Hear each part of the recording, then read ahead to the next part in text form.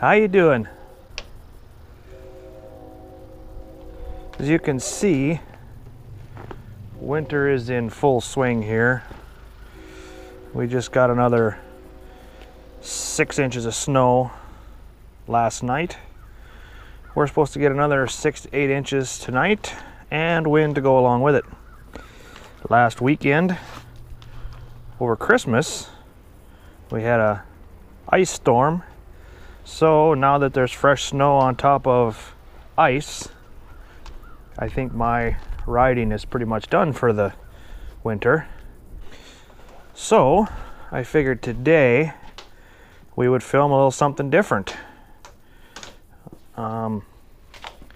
As you know, I got rid of the rear fender and the taillight on my bike. So we are going to do the same thing to my son's bike and lose that rear fender and taillight. I'm not going to get too into explanation on taking things apart, but you'll get the picture. We're going to take off the rack, we're going to take off the seat, we'll take off, I believe, this side plastic, the side plastics on this side, the main rear fender, and then the drop fender. So let's get at it.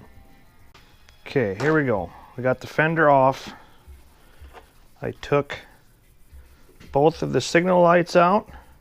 I marked one of them, so if you don't remember which way they go back in, if you mark one of them, you'll be okay. This little piece here, make sure you keep that, because that's what's going to keep the blinker into the new bracket. I also took and cut off the harness to the original tail light because I want this plug.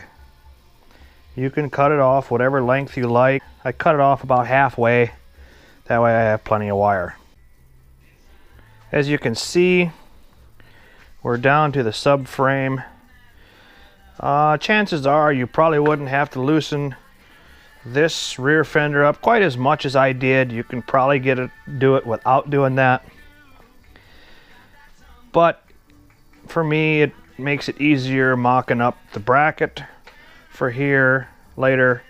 Gives you plenty of room. You don't have to worry about fighting it. So yeah, so we'll get started on the bracket. Well, here's the piece of steel stock I'm going to use for the bracket. It's nothing fancy. It's an exhaust shield off of a Gleaner combine that had the little tabs broke off, so we replaced it with a new one. So that's what we're going to use. I'm going to cut it up and use that to make the bracket for the new light. Here we have the main piece of the bracket cut down to size width-wise and temporarily bolted into place and marked where the bend is going to be. Now to bend it, cut the length off. Here we got the bend made, light mounted.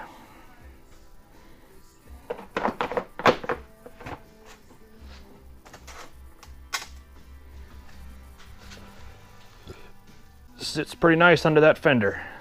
In order to install the signal lights in the bracket, you have to cut the oval notch for the spacers that keep the signal lights from turning.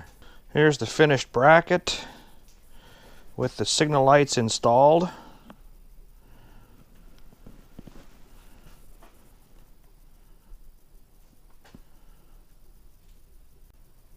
Here's the wiring harness, the tail light with the factory harness on. I soldered and heat shrinked all 3 wires. Now I'll slide a bigger piece of heat shrink over the top to keep them protected, and then we'll put her in there.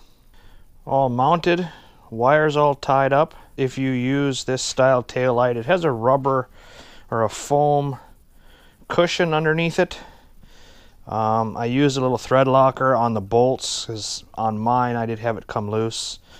Another thing I did was to drill 2 new holes in it for the license plate, so that, you see that, or you have to drill holes in the plate. That way the plate sits a little higher and covers the whole bracket. I think it looks a little nicer. And here we are back together.